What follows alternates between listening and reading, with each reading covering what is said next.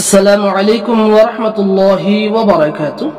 প্রিয় আমার দিন দরদি প্রত্যেক ছোট বড় ভাই বোনেরা, কাছে এবং দূরে, দেশ এবং বিদেশ থেকে আপনারা যে যেখান থেকে দেখছেন, ইসলামিক শিক্ষা চ্যানেলের পক্ষ থেকে মুবারকবাদ। দর্শক, গত পর্বে আমি আপনাদেরকে শিখিয়েছিলাম সূরাতুল কদর অর্থাৎ ইন্না আনজালনা সূরা। আজকে আমি শিখিয়ে দিব দর্শক সূরাতুল আলাক অর্থাৎ ইকরা বিসমি রাব্বিকাল্লাযী খলাক। এই সূরাটা আপনাদেরকে আমি সহি এবং শুদ্ধভাবে তিলাওয়াত শিখিয়ে দিব। দর্শক, আপনারা মনোযোগ সহকারে আপনারা টুট নেড়ে মনে মনে আমার সঙ্গে পড়বেন। আপনার যতবার প্রয়োজন হয় ততবার আপনি পড়বেন, তারপর নিজে নিজে কোরআন বের করে প্র্যাকটিস করবেন। ইনশাআল্লাহ ঘরে বসে আপনি অল্প দিনের মধ্যে এই সূরাটা শিখতে পারবেন। দর্শক, এই সূরা আরম্ভ করার আগে আপনাদের কাছে আমি ছোট্ট একটি রিকোয়েস্ট রাখবো। যদি আমার চ্যানেলে আপনি নতুন হয়ে থাকেন, প্লিজ আমার চ্যানেলটি সাবস্ক্রাইব করে সর্বদা চ্যানেলের পাশে থাকবেন। আর যারা অলরেডি সাবস্ক্রাইব করে আসছেন সবাইকে ধন্যবাদ, জাযাকাল্লাহ। চলুন শুরু করছি আজকের এই সূরা। আউযু বিল্লাহি মিনাশ শাইতানির রাজীম। بسم الله الرحمن الرحيم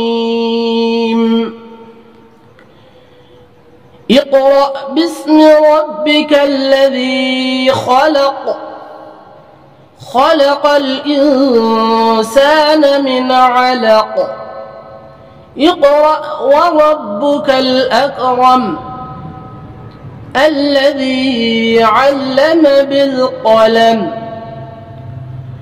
علم الإنسان ما لم يعلم كلا إن الإنسان ليطغى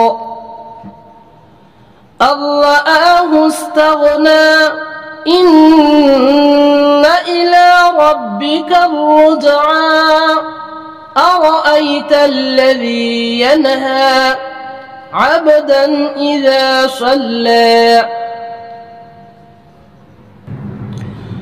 أرأيت إن كان على الهدى أو أمر بالتقوى أرأيت إن كذب وتولى ألم يعلم بأن الله يرى كلا لئن لم ينته لنسفعا بالناصية ناصية كاذبة خاطية فليدع ناديه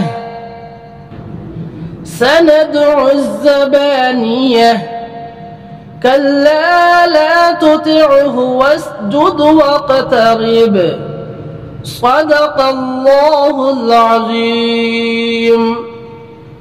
আলহামদুলিল্লাহ সুম্মা আলহামদুলিল্লাহ। অনেক ধৈর্য নিয়ে আপনি সম্পূর্ণ সূরাটি সমাপ্ত করেছেন, শুনেছেন, দেখেছেন। তো আপনাদেরকে অশেষ অশেষ ধন্যবাদ। আজকে এখানে সমাপ্ত। আগামী পর্বে সূরাতুত তিন নিয়ে আপনাদের সামনে উপস্থাপন করব ইনশাআল্লাহ। ভালো থাকুন, সুস্থ থাকুন, পরবর্তী সূরার জন্য অপেক্ষা করুন। আসসালামু আলাইকুম ওয়া রাহমাতুল্লাহি ওয়া বারাকাতুহু।